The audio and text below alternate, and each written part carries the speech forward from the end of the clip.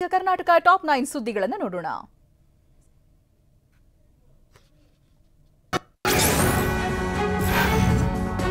ಚಿತ್ರದುರ್ಗದ ಹಿರಿಯ ವೈದ್ಯ ಶ್ರೀನಿವಾಸ್ ಶೆಟ್ಟಿ ಬಳಿ 1.27 ಕೋಟಿ ಪಡೆದು ವಂಚಿಸಿದ್ದ ಇಬ್ಬರನ್ನ ಚಿತ್ರದುರ್ಗ ಸೆಂಟ್ ಠಾಣೆ ಪೊಲೀಸರು ಬಂಧಿಸಿದ್ದಾರೆ.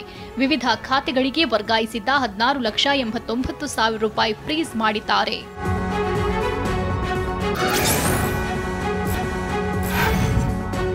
ಮಂಡ್ಯ ಜಿಲ್ಲೆಯಲ್ಲಿ ಹೆಣ್ಣು ಭ್ರೂಣ ಪತ್ತೆ ಹಾಗೂ ಹತ್ಯೆಗೆ ಸಂಬಂಧ ಮತ್ತೆ 3 ಆರೋಪಿಗಳನ್ನ ಮಂಡ್ಯ ಪೊಲೀಸರು ಅರೆಸ್ಟ್ ಮಾಡಿದ್ದಾರೆ.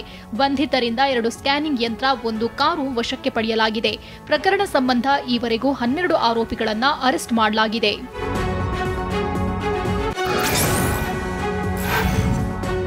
ಬೆಂಗಳೂರಿನ ಅವೆನ್ಯೂ ರಸ್ತೆಯಲ್ಲಿರುವ 3-4 ಜ್ಯುವೆಲರಿ ಅಂಗಡಿಗಳ ಕಳ್ಳತನಕ್ಕೆ 6-7 ಜನರ ಗ್ಯಾಂಗ್ ತಡರಾತ್ರಿ ಯತ್ನಿಸಿದೆ.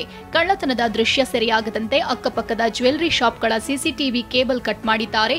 ಬೀಗ ಒಡೆಯುವಾಗ ಶಬ್ದ ಕೇಳಿ ವಾಚ್ಮ್ಯಾನ್ ಪೊಲೀಸರಿಗೆ ಕರೆ ಮಾಡಿ ಮಾಹಿತಿ ನೀಡಿದ್ದಾರೆ.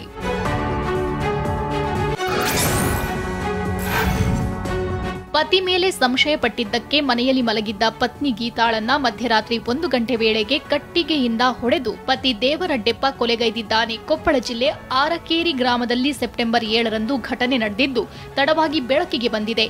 ಕೊಲೆ ಮಾಡಿ ತಂದೆ ಜೊತೆ ಸೇರಿ ಶವವನ್ನ ಸುಟ್ಟು ಹಾಕಿದ್ದಾರೆ.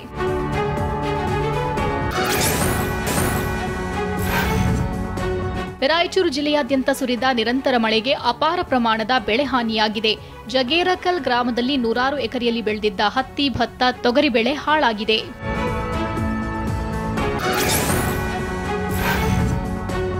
ಯಾದಗಿರಿಯಲ್ಲಿ ಭಾವೈಕ್ಯತೆಗೆ ಗಣೇಶ ಹಬ್ಬ ಸಾಕ್ಷಿಯಾಗಿದೆ. ಮುಸ್ಲಿಮರ ಮನೆಯಲ್ಲಿ ಗಣೇಶ ಮೂರ್ತಿ ಪ್ರತಿಷ್ಠಾಪನೆ ಮಾಡಲಾಗಿದೆ.